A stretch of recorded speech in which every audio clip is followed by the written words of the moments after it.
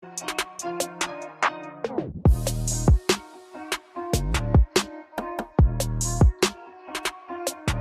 is up, basketball fans? Welcome to the NBA Outlet. I'm your host, Nick Fay. With me, as always, Kory Waldron. Kory, how we doing? Doing good. We got power rankings, not to spoil what the pod's about and to cut you off, but that means we're closer to the NBA season, which means I'm pretty excited.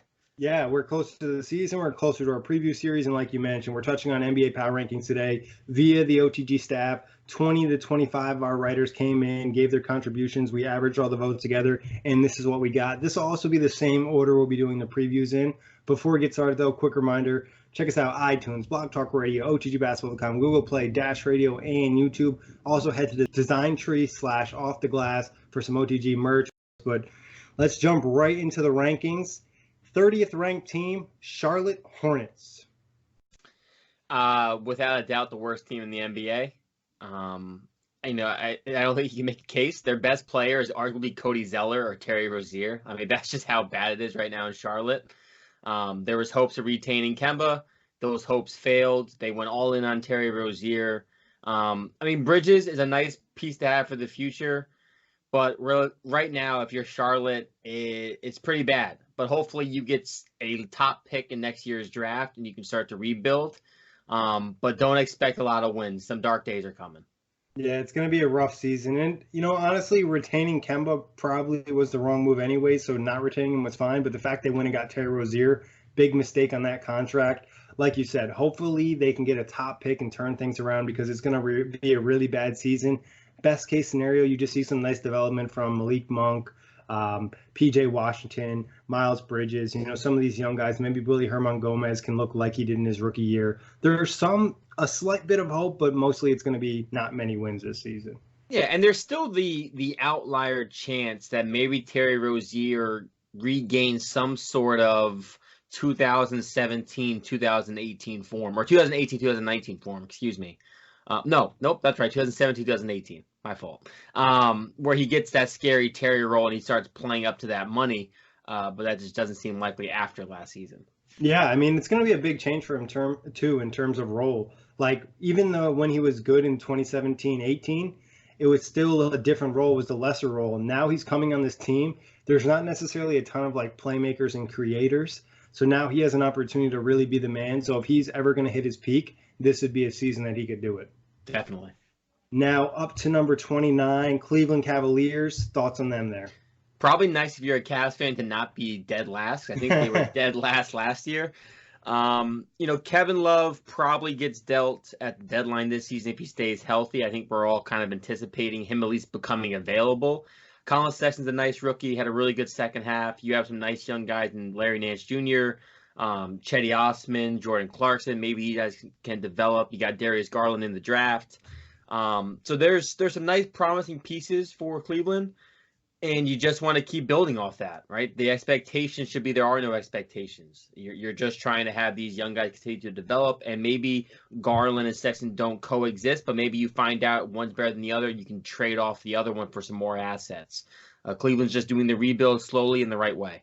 Yeah, they took a couple swings in the draft. Garland, Kevin Porter Jr., they got Sexton last year. They're hoping one of these guys can become their franchise guard moving forward. And like you said, Kevin Love probably trade some of the other veterans on the team, trying to get in some type of asset moving forward. They understand what they're doing. They're in a rebuild, and that's fine. So I think 29 is a perfect spot for them. If they trade Kevin Love, they easily could be the worst team in the league. If Kevin Love plays really well, maybe they can go up a couple spots.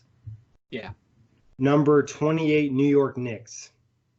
Maybe a couple spots too low. I think I had them 2 spots higher. The Knicks are an interesting team. Obviously, this offseason didn't go according to their plan. They have a lot of good role players on good deals. Taj Gibson, Wayne Ellington, Elfrid Payton. All of these guys are on short-term deals, which makes them available to be dealt. Marcus Morris, another guy they got.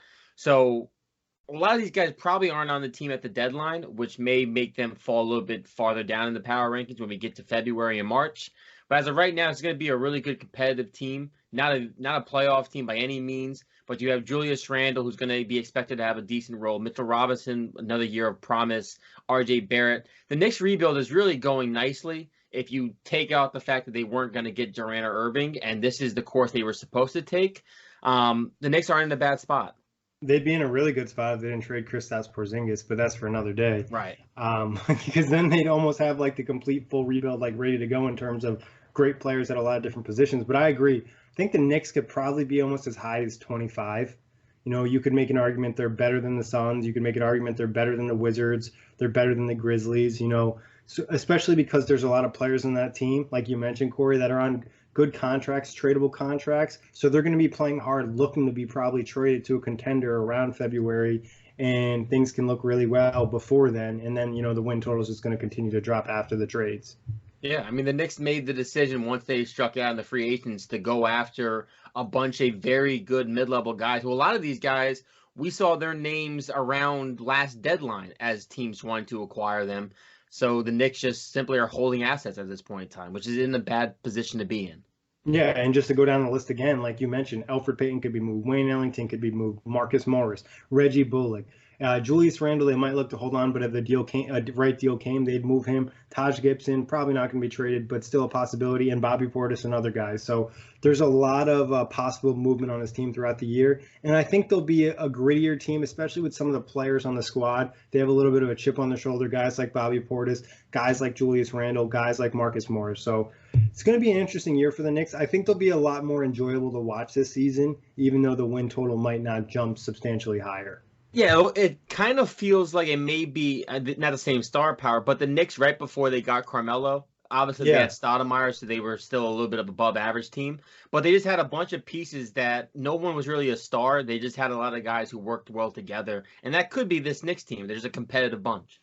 I think the biggest issue for this Knicks team is the guard position. You know, Dennis Smith Jr., not sure he's a starting point guard in the NBA. Elfrid Payton's probably, at best, a fifth starter on the team when you're surrounding him with other stars. You know, Frank Ntilikina, a lot of people expecting him to be traded this summer. Wayne Ellington at shooting guard, obviously a great three-point shooter. Damian Dotson, more of a 3-and-D guy. RJ Barrett, if you put him at the 2, he's not necessarily NBA ready. So that 1 and 2 spot is really the issue for them. Yeah. But moving on from there, the Phoenix Suns at number 27. Probably about right. Maybe they could even be a spot higher. Ricky Rubio is a really nice addition. They finally have a point guard who can run the show, which also can maybe put Devin Booker into a more specific role. We've seen him as the scoring guard. We've seen him as the point guard.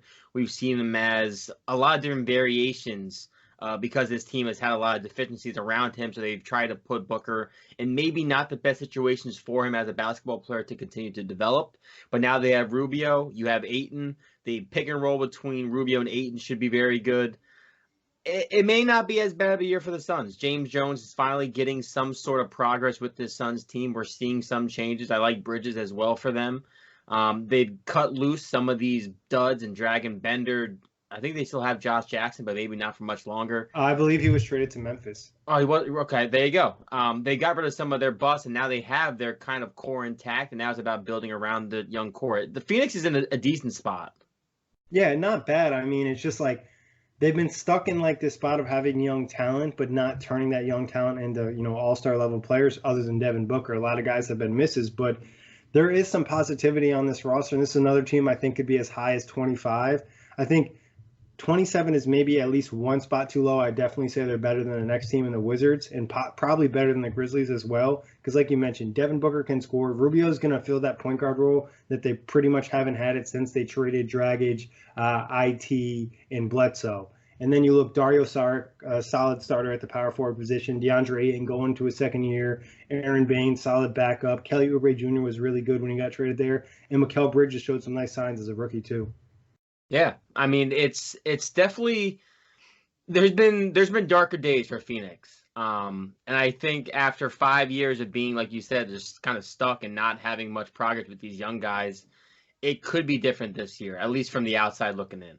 Defensively, I think they'll still be pretty bad, but offensively, they could be a lot of fun. Having Rubio run point, obviously Booker can do more off-ball stuff now. DeAndre in the pick and roll with Rubio is going to be fun. Dario Saric has already kind of played that side man role. Kelly Oubre, like I mentioned, is kind of taking that next step forward last year. So I think, like you said, there's been way darker days in Phoenix. It's still a lot of work to do. Yeah. Next up, Keep a head coach. Keep a head coach for. True. Let's just keep a staff going too. Monty Williams obviously is there now. See what he can do. But up to number 26, Washington Wizards. This team could be lower because we went over when we did our top 3 players per team. And it was looking pretty dark for the Washington Wizards. It's Bradley Beal, then maybe Thomas Bryant and Isaiah Thomas as their best 3 players.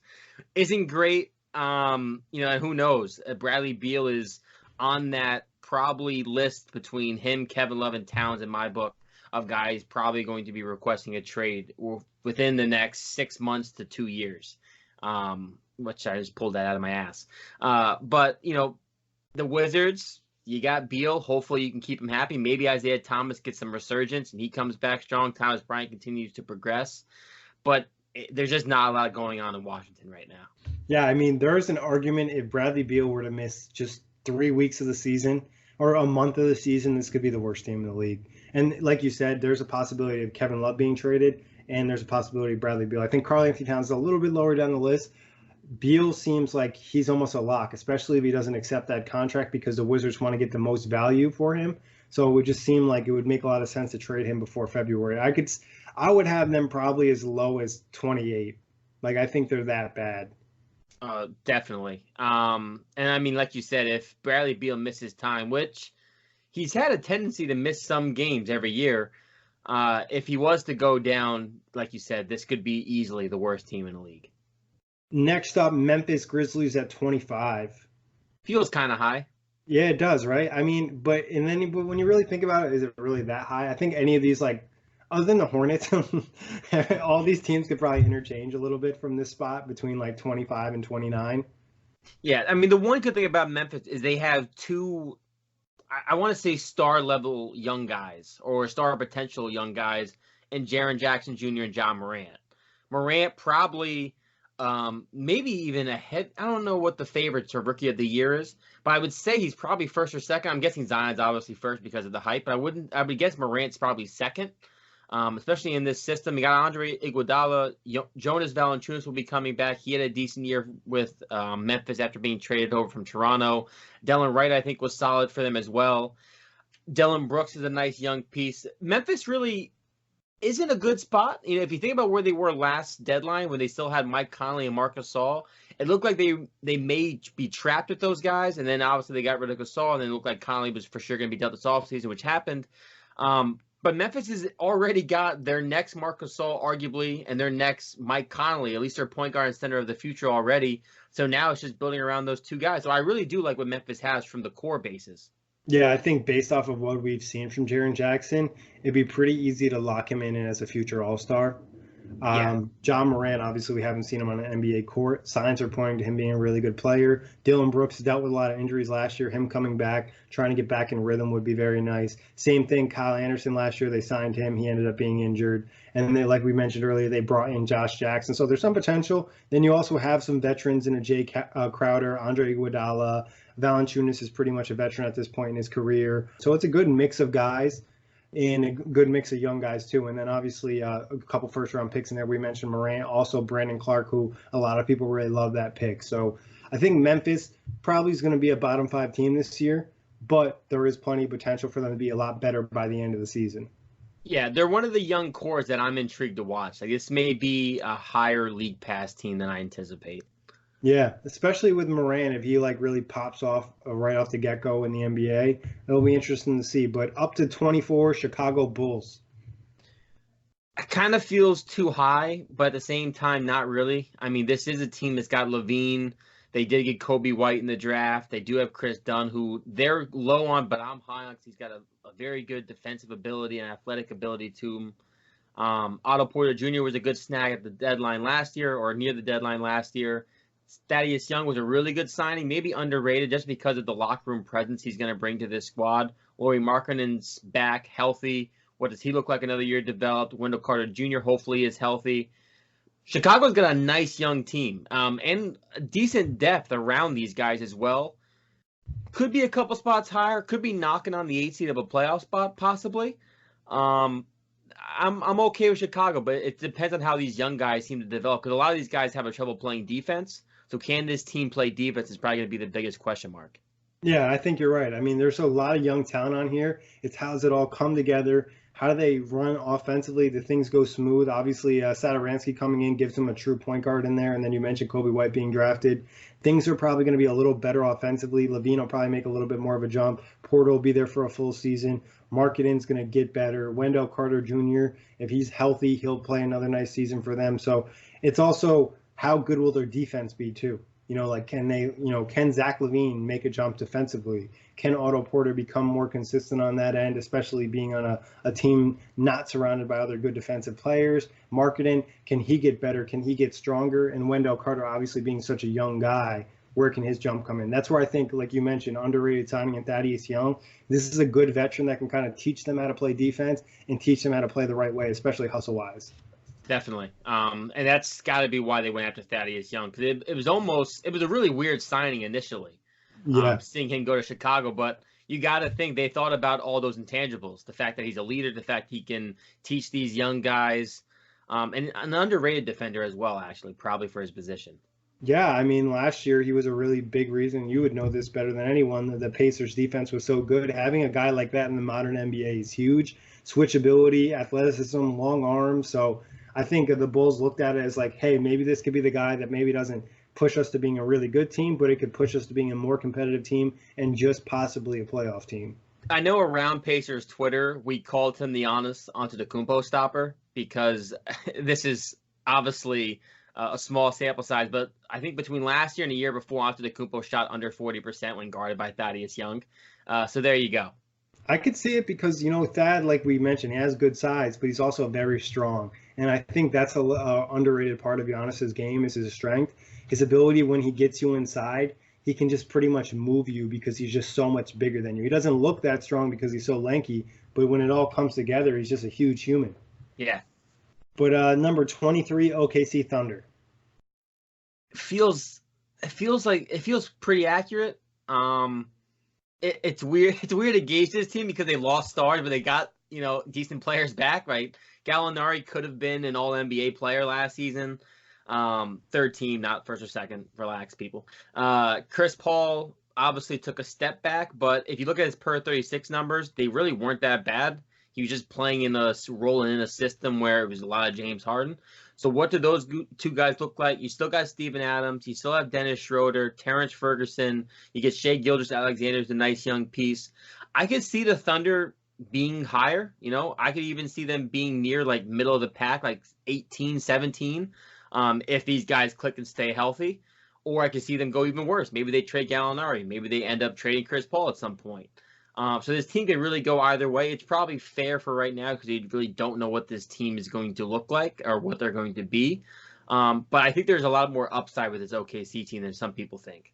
Yeah, I think you hit it right on the head when you said this is probably just one of the hardest teams to gauge. Like, there's a lot of unknown with this team because a lot of new pieces coming in, a lot of guys with a chip on their shoulder, and they obviously trade away their two best players in Russell Westbrook and Paul George, but CP3, Gallinari, Shai Gilgeous-Alexander aren't bad NBA players by any standard. They're good NBA players. So now you bring in some other good guys.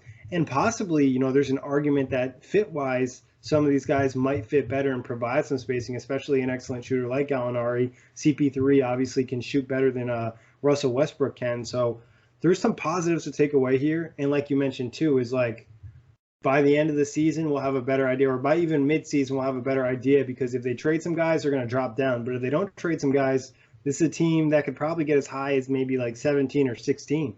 Yeah, and not saying that Steven Adams was used improperly by Westbrook, that he still had good numbers, but it's not crazy to think that Chris Paul gets more out of Steven Adams possibly, right?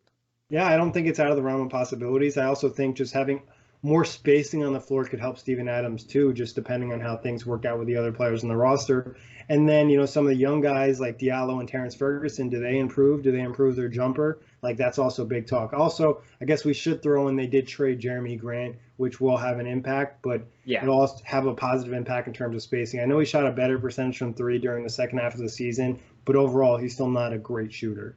It was also good for them to bring back Nerlens Noel as well. Yeah, he showed some promise with them last year, young guy on a cheap contract. But number 22, probably one of the more exciting teams in the NBA, Atlanta Hawks.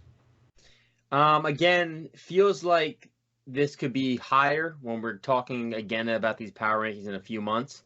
Trae Young put on weight this summer, which was a big concern of mine for him coming into the league. Obviously, he's not going to be out of the league in 6 years. The guy originally hot taked last summer. He's really good. John Collins looks really good as well. You have now Kevin Huerter, another year. He also put on weight. You got Cam Reddish. You got DeAndre Hunter, which is a nice complementary guard for Trae Young. You're bringing back Vince.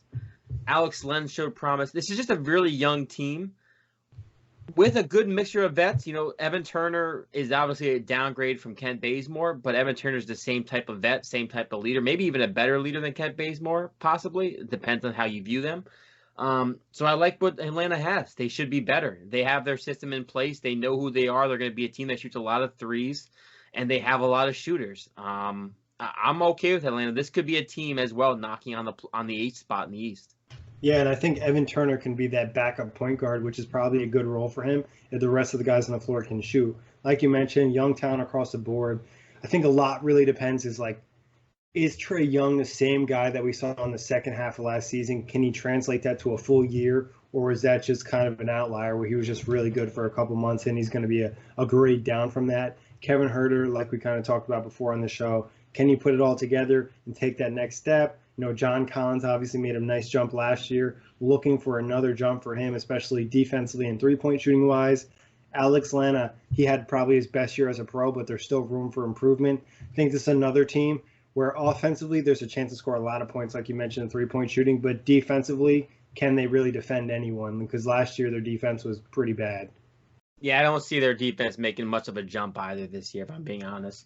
Yeah, I mean, there's always going to be an issue with Trae Young at point guard. You know, he's never going to be a guy that has a lot of size, no matter how much weight he puts on. So I think they could definitely get a few spots higher and have a chance to make it to the 8th seed in the East.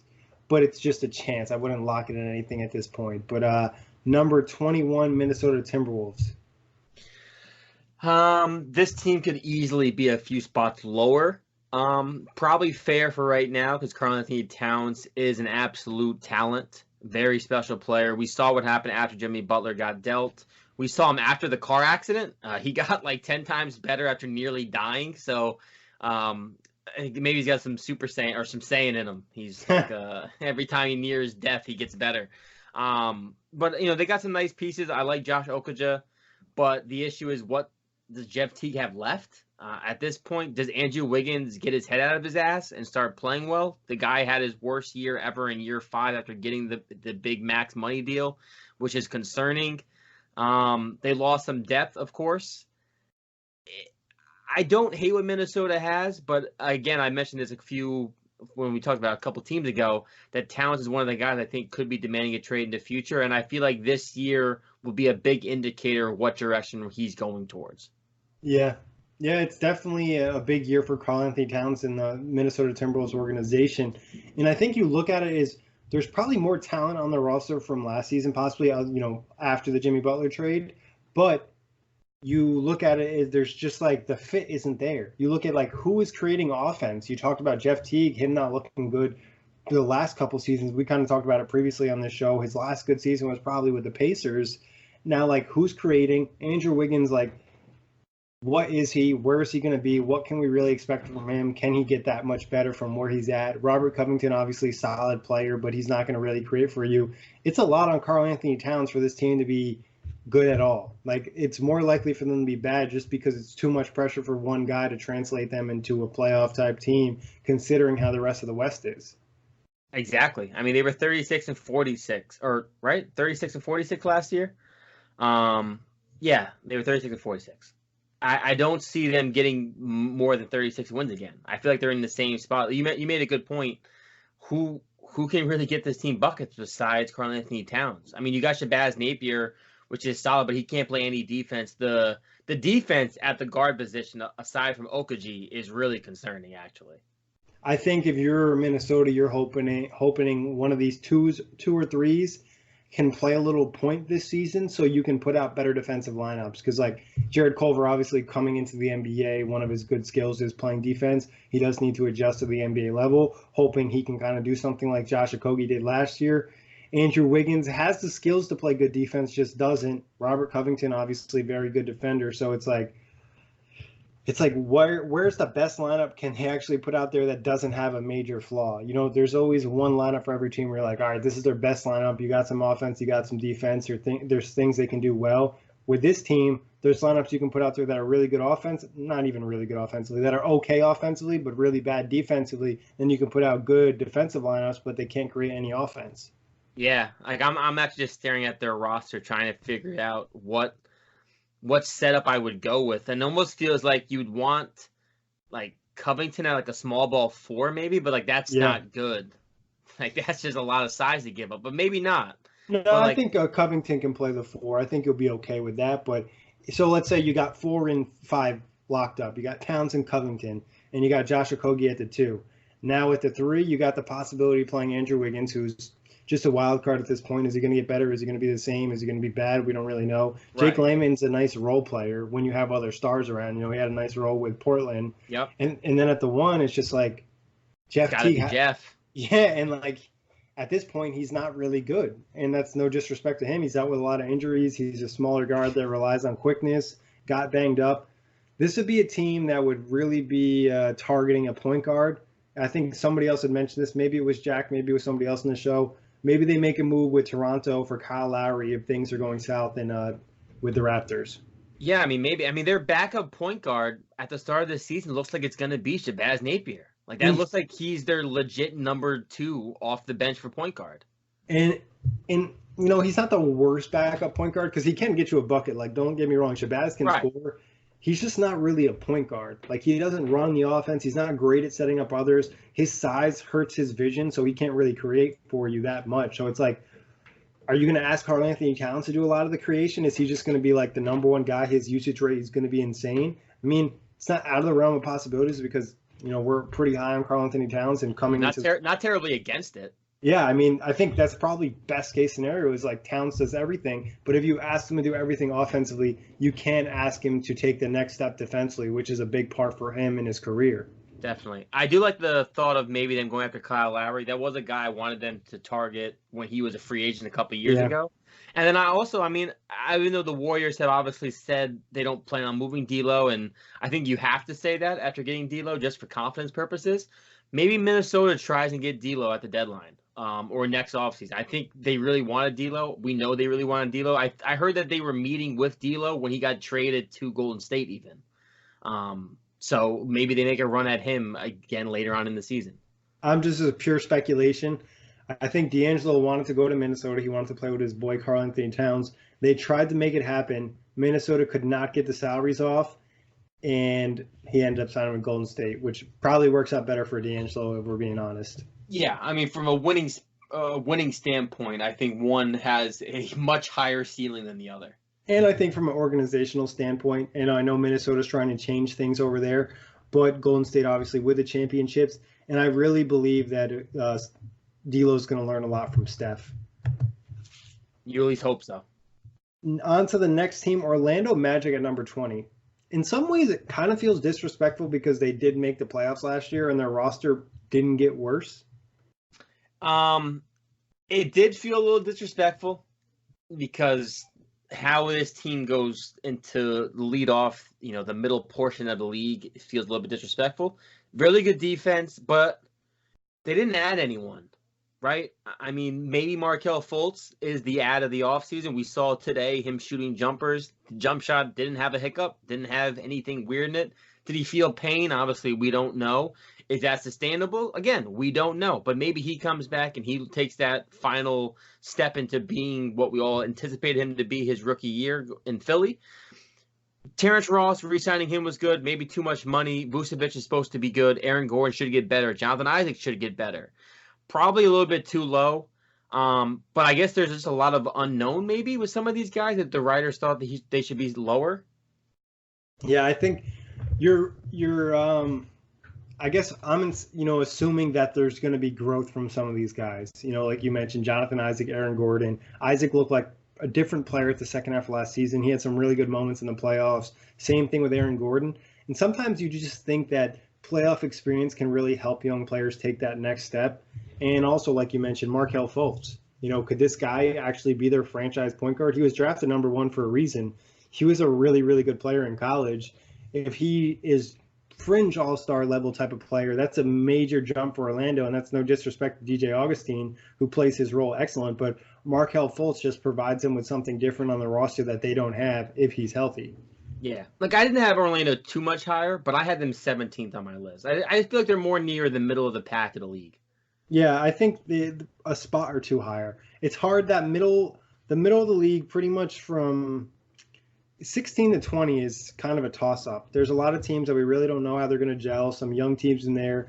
And it's also a lot on like the player development staffs. Like, whose young players are going to make the biggest jump this season? Yeah. Up to number 19, a team full of young players, and one of their players is killing it at Team USA via reports, and that's the Sacramento Kings and De'Aaron Fox. I'm a little bit higher on the Kings than some. I think we kind of knew that when we did our off-season recap and we talked about some of their moves. Was the money they put out for some of these guys probably too much? And guys like Corey Joseph, Dwayne Dedman, even Harrison Barnes to a degree? Possibly, probably. But I like what the Kings have. Like you said, De'Aaron Fox has been showing out. Buddy Hield took a giant jump last year, averaging over 20 points per game, really became a solid floor spacer for them. You have Bogdanovich off the bench. Marvin Bagley is a very interesting prospect. Had a good rookie campaign for Sacramento. Harry Giles is finally getting healthy. What does he look like? Corey Joseph, Trevor Ariza, Dwayne Dedman. Those are solid vets to add to this roster. He brought back Harrison Barnes. I think the Kings are a solid 9-man deep rotation. Do I think they're a playoff team in the West? I kind of do. I really kind of think they're a playoff team. Obviously, we have to see how these guys continue to develop in Fox and Hield. How did this team gel together? But I don't mind what they have. This is a team that's going to be really competitive next year. Again, do they get much better than being really competitive? Probably not. But they're a borderline playoff team for sure now. Yeah, I think you could definitely move them up to a couple spots, maybe up to like 17, or, you could argue that they're better than, the Pelicans or the Mavericks, just because it's similar to what we saw last year. They brought in some veterans, and there's still like a lot of guys that haven't hit their peak. Like, I'm really excited to see De'Aaron Fox this year. You mentioned Buddy Hield made that jump last year. Marvin Bagley getting a full season. There's just some room for improvement for this team. And like you said, they're not going to be any type of dominant playoff team. They might just scratch into the playoffs or hang around that 9th and 10th seed, but they'll be a solid team this year. They won't be viewed as a bad team. And if you had told someone this 2 years ago, they'd be mind blown, because the Kings franchise has just always been viewed as like, they're terrible, things haven't worked out. And like, even last year, I think they were predicted to be bottom 3 team, and they ended up almost making the playoffs at different points of the season. Yeah. So over to the East, we got Detroit at number 18, Detroit Pistons. I might have this team. I have this team at 20. I don't think this team is better than Orlando Magic, which the rankings show that they currently are. Which, according to the rankings too, is to put the Pistons as an 8th seed in the East. They're a borderline playoff team. I think the acquisition or the signing of Derrick Rose is solid. Blake Griffin, healthy, has shown that he's really good. I mean, he had a tremendous year for Detroit last year. Shooting threes, playmaking, rebounding was a complete package before he got banged up near the playoffs. Andre Drummond, I think, is a rebounding machine, but what more does he have? I just think this team lacks a lot of floor spacing still. I think they have some solid pieces. Reggie Jackson's health is obviously a big concern. Luke Kennard obviously took some steps forward last year as well. I just think the Pistons are I just think they're Yeah, I mean, I think they're okay at this spot. I don't have a big deal with them being at 18. I think you could probably move them up a spot or two if you wanted to, a spot or down two if you wanted to. There's a lot of wild cards on this team, Reggie Jackson being a big one. What's his health like? Derrick Rose, can his play translate to winning basketball? Some of the young guys, Bruce Brown, who had a solid rookie season, really showed defensively. Can he expand his offensive game? Kennard obviously taking another step. They got Tony Snell. Can he get back to what we saw from him like 2 or 3 years ago? And I think we know what Blake Griffin is. It's up to Detroit to manage his minutes better this season. They mentioned a lot of times where they were up big in certain games and they played Blake late into the fourth, besides being up by a lot, because Dwayne Casey was scared to basically sit Blake for long periods of time because he didn't trust the team to hold leads, which is obviously problematic. Yeah. And like some of that's on Casey, but some of that's just the team not being good. Like you don't really blame him because like who's going to hold the float when he's not playing? Yeah, no, the team had issues. New Orleans Pelicans at number 17. Could even be a few spots higher, but I think it's pretty fair. There's still a lot of unknown with this team. Getting JJ Redick was obviously very good. You still got Drew Holiday, which is a very proven, underrated guard in our league. Derek Favors was a very good acquisition as well because he's kind of that small ball five, but not really small because this is still a very big boy at the power forward position generally. So I like that. And you got all the young kids. You got Zion. You have Lonzo Ball, Brandon Ingram, Josh Hart. I can't remember his first name, but Hayes, another center from Texas who had a decent summer. Jackson Hayes, yeah. Jackson Hayes. So I really like what right now New Orleans has. Obviously, a year ago it was Anthony Davis and them looking to come back from their second round exit the year before in the playoffs, and now we're in a completely new age of New Orleans Pelicans basketball with a very nice, fun young core and a team that I'm going to be watching next year. Yeah, I think you look at this team and like if you had told someone they were going to trade Anthony Davis and then come into the season, probability was they're going to be a bottom 5 team. Yeah. Like that's what you would just assume. But based off the trades and the moves they made, they're a middle of the pack team. They're right around that 17 mark, which the writers have them ranked. You know, you could argue a spot higher, you can argue a spot lower. I think it's a lot unknown with this team too, because essentially the entire roster is new, especially guys who are going to be getting big minutes. The only guy you're really bringing back that you know is going to play the same amount of minutes is probably Drew Holiday. You know, Etuan Moore will probably play a good chunk of minutes, but Lonzo's going to get a lot of minutes. JJ's going to get a lot of minutes. Josh Hart's going to get a lot of minutes. Brandon Ingram, you know, Zion, Derek Favors. There's just so many, Jackson Hayes. There's just so many different guys. It's like, how are they going to gel? And some of these guys, how are they going to adjust to a new NBA role, either being a rookie or a second or third year type guy? Yeah. So the Pelicans are going to be fun. I could see their season being a really up and down type season where they have really good moments and they also have really bad moments because they're just trying to find themselves. Yeah, it's going to be turbulent. We mentioned this before. You mentioned this in particular. Their spacing isn't great still. Yeah. You know, they don't have a lot of shooting. It's going to be a lot of JJ Redick, maybe even Darius Miller. They don't have a ton of three-point shooting, which could be an issue for them, obviously, in a league that's very driven by the three-point shot. It's going to be crucial for them to maintain a fast pace and move in transition so they don't have to get into those half-court sets and worry about spacing as much. That's one way to kind of avoid it, but teams are going to know that and try to do their best. But in the regular season, when you're young and deep, it's easy to steal games because teams are tired and they're just not looking to compete on every single night. Definitely. Last team for today, we'll go into the top 15 in a future episode, but 16, we got the Dallas Mavericks. This is probably fair. This is a team that could be a few spots higher when we talk again about these power rankings. Because I think, again, we're kind of taking into account, we don't really know what Porzingis and Doncic look like. On paper, this is a dynamic pairing. This is going to be a combo that the Mavericks ride for the next decade or even longer. So you like the promise of those two guys. Tim Hardaway Jr. is a nice piece. Who did they get at center? I'm drawing a blank. Dwight Powell at center for it, and they have Boban. And Boban. They just have a solid team built around Doncic and Porzingis. So I could see them being a few spots higher, but this is probably fair for right now. Yeah, I could see maybe a spot higher, but I'd probably say there's a chance they could be lower. I think, like, obviously Luka and Kristaps are really good, but other than that, there's just a lot of question marks on the roster. You know, they signed DeLon Wright to be their point guard. He's shown some promise, but never really as a starter. And then at small forward, they're looking at Tim Hardaway Jr. or Justin Jackson. Either guy kind of proven to be an NBA starter. Dwight Powell at center is fine. It's just like the rest of the roster. It's a very Luka and Kristaps dependent. But if Kristaps is able to get back to the level we saw in New York, then that's okay because those two players are that good. He's on. I didn't know that. Dylan Wright's on the Mavericks. Correct. Oh, okay. So listening to those before, I misspoke. I thought he was on Memphis still. That's actually not a bad sign. He played decently for Memphis last year. Yeah, I mean, he's a solid guy. He was a good backup for Toronto for a few seasons. So I think you look at him as a positive. I don't know if he's your starting point guard moving forward, but he's at least a solid piece you have. And I don't think Dallas is in any rush this season. Like, hey, we need to like definitely make the playoffs. I think this is kind of like a building year to see what they have with Luka and KP, and then maybe make a splash and get another big time player in here. Yeah. But Kory, I'm gonna pass it over to you for hot take, shot fake, and like I mentioned, we'll get into the top 15 on the next episode. This is a very special hot take, shot fake. we are using OTG staff hot take shot fake. Right now at otgbasketball.com, we are running a hot take marathon. This is like our end of summer tradition now at this point in time. The writers are hard at work coming up with some hot takes, and we're going to dive in. You ready, Nick? Yes. All right. So first up, I'm going to start from latest to we'll go older.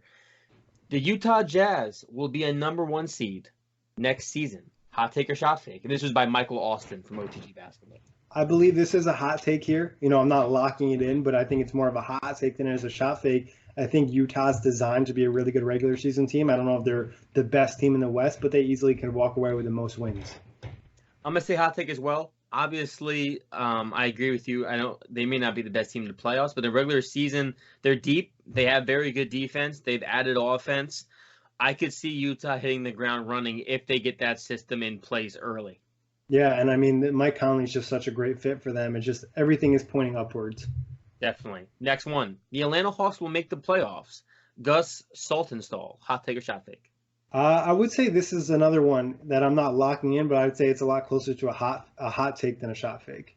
I would say hot take as well. For the purposes of, like we mentioned when we went over the Hawks, there's a lot of offense. What does the defense look like is a question mark, but this team can definitely put up points. Yeah, 100%. And I think being a good offensive team sometimes is enough to get in the playoffs. Doesn't mean you'll do anything in the playoffs, but it might just get you in there if you're able to stay healthy and just win the games you're supposed to win. Exactly. Next up, our boy Jack Manuel. Kyrie Irving is a legitimate MVP candidate. Hot take or shot fake? Gotta support my guy Jack here with a hot take. Yeah, it's a hot take for me as well. And you mentioned this off wax. The candidate part is the big portion of this take. Because I think Kyrie has always finished, at least the last couple of years, in the top 10 for MVP voting.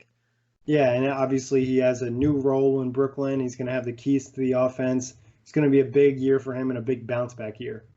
Definitely. Now, Nick Cuvallo. Sorry, yep. buddy. I just had you on the pod yesterday. I know how to say your name. Trust me. So his prediction, this one's crazy. Hot take or shot fake? The New Orleans Pelicans will finish with fewer wins than last year. I'm going to say a shot fake here just because the team morale, there's more talent. It's a deeper team. They should be able to win more games. It's a shot fake for me as well. We mentioned that this team added some talent. They got some good rookies. I don't expect them to get less wins. Next up, another one by our buddy Nick. The Spurs missed the playoffs, ending their 22-season streak. Hot take or shot fake? Well, this one's tough. And part of me wants to say hot take, but I'm going to lean closer to shot fake on this one because I think there's a lot of young guys on the Spurs roster, especially a guy like DeJounte Murray coming back, that can give them some pop and help them kind of maintain things. I don't think they'll be a top-seeded playoff team, but they should be able to squeeze in the postseason. I'm going to say hot take. I don't necessarily love what San Antonio has right now. Losing Marcus Morris to the back out kind of sucks. Bringing back Rudy Gay was good. DeMarre Carroll was a solid signing. I just don't know how much better they got. Obviously, if Murray comes back, DeJounte Murray, that is, and he hits the ground running, he's been that dynamic point guard we were hoping he was going to be last year, then maybe this is wrong. But I don't know if the Spurs got much better compared to everyone else. How should I say this? I think the Spurs got worse the Spurs didn't get better while teams around them got better. Thank you. That's the word I'm looking for. I would say don't sleep on Derek White, who's supposedly been doing really well at Team USA, and obviously had a nice season last year. And also, I think the Carroll signing is solid, but also Trey Lyles was an underrated signing for them too. Oh, yeah, Trey Lyles is a definitely underrated signing. Fell out of the rotation in Denver, but the prototypical kind of stretch four. Next up, our boy Jeremy Freed. This is a spicy one. The Utah Jazz will have 2 All-Stars, and neither of them will be Donovan Mitchell. Hot take or shot fake? That is a shot fake for me. If Utah has 2 All-Stars, I would almost guarantee one of them is Donovan Mitchell, and the other one's probably Rudy Gobert. I don't think there's any situation where Mike Conley makes it over either of those guys. I would say shot fake as well, unless they want to just give one to him, like let the home team win one. But yeah, unless it's a situation where they get 3 All-Stars, that's the only way I really see Mike Conley making it, and that just seems extremely unlikely in the West. It'd be incredible if the Utah Jazz had 3 guys representing them in the All-Star game. Yeah. Next up, this is the first article I think for the Hot Take Marathon. Yep. Jimmy Butler will be an all-star starter. Hot take or shot fake, and this is by Jorge Cantu. Yeah, that's going to be a shot fake for me. I think Jimmy Butler will be an all-star. I don't think he'll be an all-star starter. I don't think he really sits well with fans. Like, obviously a fan vote plays a big part in the starter. And, like, his whole situation the last 2 seasons hasn't necessarily been amazing. I'm just, like, going over names in my head. You make a good point. He's not a fan favorite, so like, would he get enough votes even if he was like worthy of it? I'll say. I mean, let's take a look at the starters right now, right off the top. We got Jimmy Butler is probably going to play forward in Miami, so at the guard position, he's not going to probably make it. You're going to have Kyrie Irving and I wonder who the Kemba. Probably. Yeah, Kemba. I forgot he's still in the East. So Kyrie and Kemba. Joel Embiid's definitely a lock at the center position. Antetokounmpo's a lock. Yeah, and now that other spot is up between Jimmy Butler, probably Middleton. Blake Griffin. Yeah, Blake Griffin, Middleton, Pascal Siakam, Tobias Harris. Yeah, no, shot fake. He ain't making it. Yeah, I think I feel like there's a chance Siakam could be a starter. That's probably a hot take. That would be a hot take. That would definitely be a hot take. But I could see that because if Toronto gets off to a decent start and they're like in the middle of the pack in the East after losing Kawhi, it's because Siakam's going to be balling out. Yeah, and I'm not really sure what other guys could make a push for starter in the East. I don't see anyone from the Pacers. I don't see anyone from the Bulls. I guess maybe Tatum or Brown have a killer. Jason Tatum has a chance. I don't think Brown has maybe a chance to be an all-star. It's only going to be one of the two. Tatum, if he like really, really pops off, could be a starter just because he has the fanfare too. Yeah. I guess Ben Simmons. Right? Oh yeah, Ben Simmons. I would probably put Ben Simmons before I'd put Jimmy Butler as a starter. If he's technically a forward, because they could register him as a guard. Yeah, and that's honestly, we need to think about doing that too. Just like getting rid of the positions when it comes to this kind of stuff, because so many guys play so many positions, it's just ridiculous. Yeah, it's true. I mean, I believe it's guard and forwards, but I could be mistaken. It could just be positionless, but I'm pretty sure it's guard and forward. No, I think you're right. I'm pretty sure it is guard and forward. If not, then it just got changed. Yeah, exactly. So, and like I said, I would even see Blake probably making over Jimmy Butler, unless Butler does some incredible things in Miami, but I'm not sure how incredible his numbers will be in Miami. Yeah, and I'm not even totally sure about his supporting cast. Yeah. Don't let Jorge. That'd be a lot of Jimmy Butler. Yeah, sorry, Jorge. All right, that wraps it up, right, Kory? Yeah, I think that's it. That's all the hot takes we have so far. So, Hot Take Marathon, like Kory mentioned, is going to be running pretty much all of August. Be trying to drop one every single day. We got 7 up right now. Hopefully 31 by the end of the month. And we'll also be doing the second part of the Power Rankings on the next show, which you can find on iTunes, Blog Talk Radio, OTGBasketball.com, Google Play, Dash Radio, and YouTube. Peace out, Knuckleheads.